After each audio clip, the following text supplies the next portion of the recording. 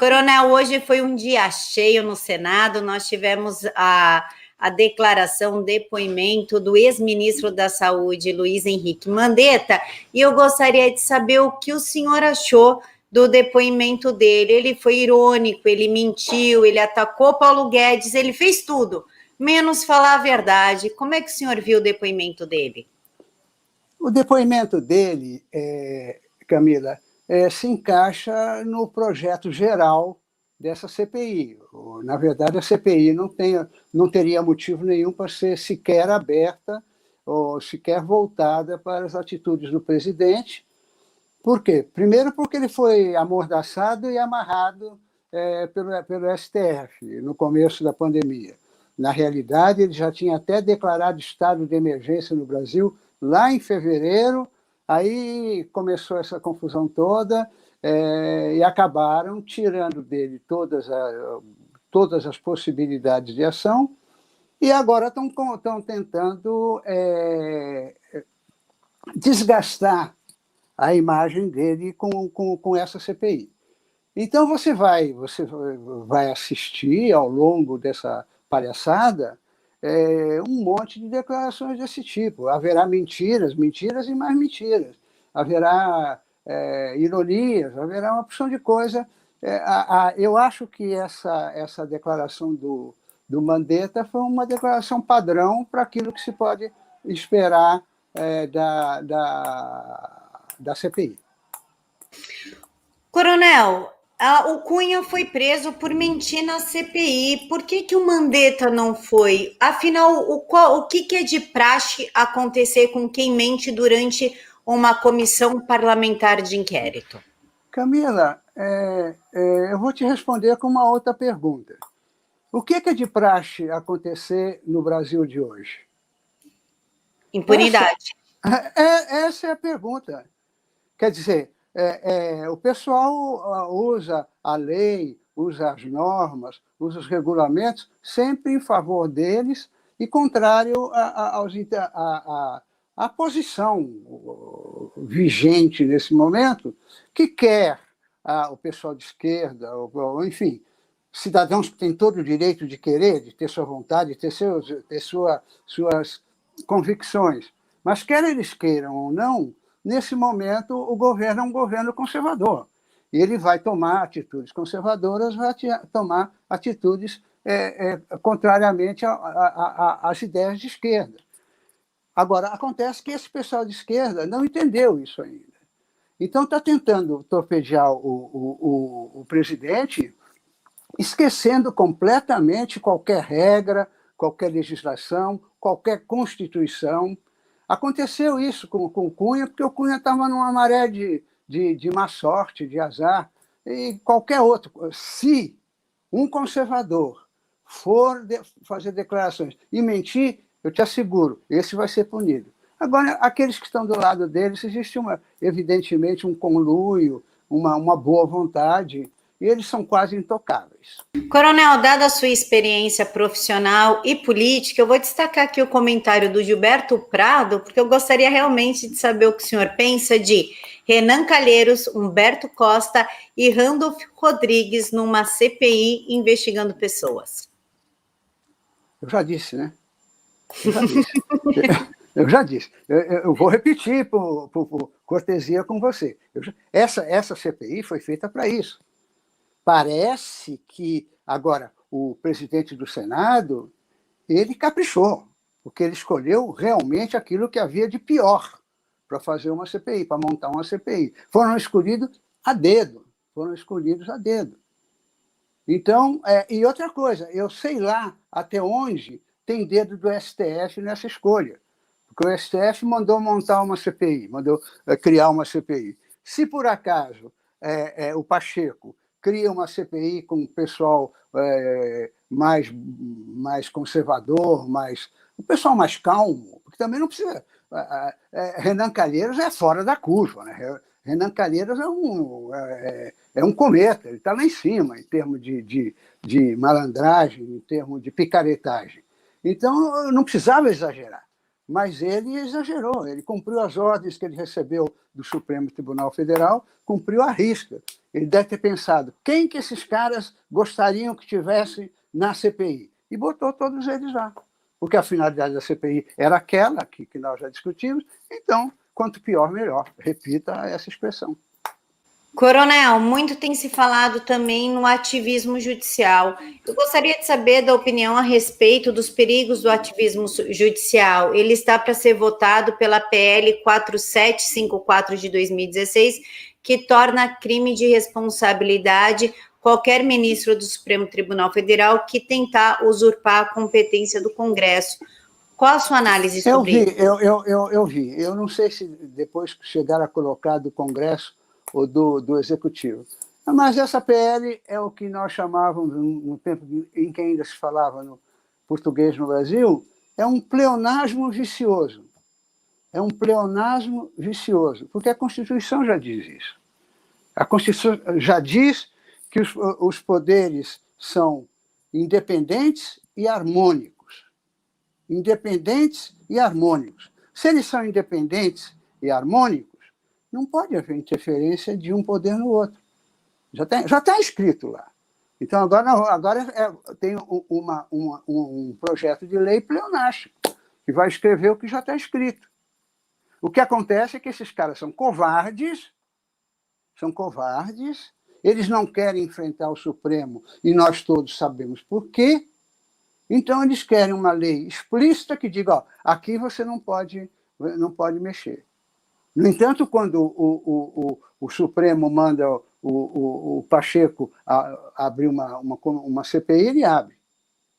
Depois, uma juíza diz ali que o Renan não podia ser o relator, aí ele dá uma de machão, de alfa-dog.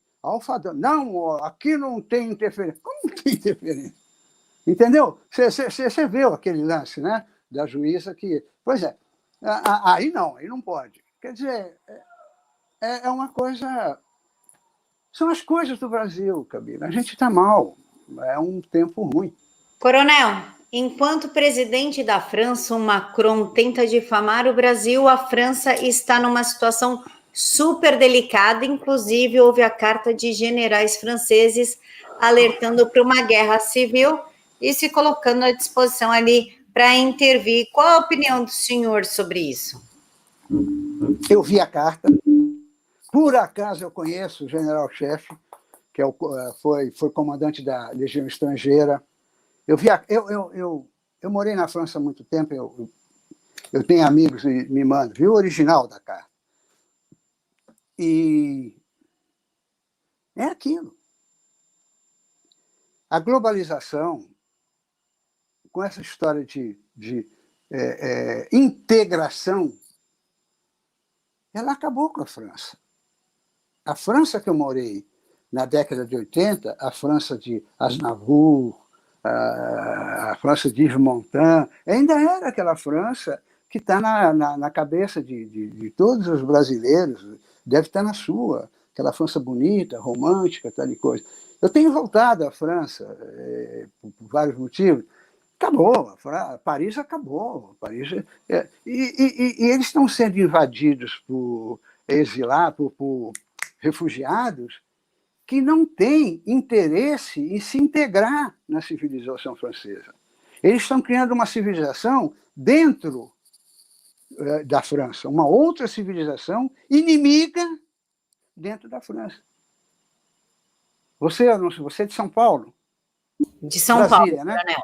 Você é de São Paulo. Bom, aí também. Mas aqui no Rio é muito mais, dá muito mais para dar um exemplo. Nós temos as favelas aqui, onde você não entra. Você não entra em Barbès, Rochechouart, por exemplo. Você não entra. É um bairro árabe, você não entra lá. A polícia não entra, como numa favela nossa. Não entra. E agora? E isso está sendo permitido por esses governos de esquerda. Aquele velho chororô da esquerda, tal coisa, coitadinho, não sei o que lá. E um cara desse chega lá, briga o tempo inteiro com o sistema, com o regime, exige coisas que não são nem imagináveis num país laico, E as meninas, as mulheres de burca, as meninas na escola têm que ir de tal jeito, as mulheres não podem ser atendidas em hipótese nenhuma por médicos homens. Então, aquelas coisas todas dele que eu respeito profundamente, na terra deles, não na minha, na terra deles. Mas o globalismo que já está tentando, porque uma das funções do globalismo, uma das missões do globalismo é destruir a noção de nacionalidade. O globalismo, claro, por definição de globalismo, ele quer um governo único num lugar onde tem uma coisa única. E até nisso ele tem aquela ligação com o comunismo, que é outro que também é internacionalista. Trabalhadores do mundo univos. Então, esse movimento está transformando a França num chiqueiro. E o Macron é um dos responsáveis por isso. Ele agora está esquecido da gente, ele vai ter muito problema lá. Eu ouvi dizer, que ontem eu passei o dia inteiro fora, eu ouvi dizer que ele já mandou punir, não sei o que lá, fazer acontecer. É pior. E esses generais, na carta deles, não sei se você viu o texto todo, eles falaram naquelas manifestações dos Gilets jaunes, né? Aquele pessoal de colete amarelo, que todo fim de semana criava confusão lá. E esses generais se colocam do lado deles, se não operacionalmente, mas pelo menos conceitualmente. Eles concordam com aquilo que os caras estavam pedindo. Então, brigando com o Macron. Esse negócio não vai acabar bem. Porque, realmente, com eles, generais, ou sem eles, como aqui no Brasil, com qualquer coisa que a gente faça, que não seja interromper bruscamente esse caminho que nós estamos andando, qualquer que seja, nós vamos chegar no mesmo buraco. E a França, da mesma maneira, se ela não tomar uma providência para salvaguardar a sua cultura, que na realidade é um repositório da cultura ocidental, se ela não fizer isso, ela vai desaparecer como cultura nacional. Ela vai desaparecer. A taxa de multiplicação, a taxa de reprodução de uma pessoa civilizada, europeia, tal e coisa, 1, 2 filhos no máximo. A taxa de reprodução de um árabe daquele é 6, 7. E como é que vai ser? Então, essa carta dos generais franceses, ela é muito séria e há muito tempo que tem um grupo poderoso na França, quase que eu poderia dizer representada por Marine Le Pen, mas a Marine não é a principal intelectual do grupo. Então, mas tem muita gente por trás disso se revoltando contra o que está acontecendo. Você vê, pega fogo em uma igreja católica por semana na França, Notre-Dame pegou fogo. E aí, será que foi um acidente? Será? Ela estava em reforma, tinha trabalhadores islâmicos, de repente, Notre-Dame, puxa vida, pegou fogo. Né? Então você vê que a França está na beira do precipício, e daqui a pouquinho não vai ter jeito. Como aqui, se nós não retomarmos a nossa dignidade, se nós não nos lembrarmos que o poder pertence a nós, e não a esses caras que estão aí, se nós não fizermos isso valer com a ajuda do... Para isso fomos às ruas ontem, ou anteontem, para dizer isso ao presidente. Olha, você tem autorização para fazer o que você quiser, desde que você resolva esse problema.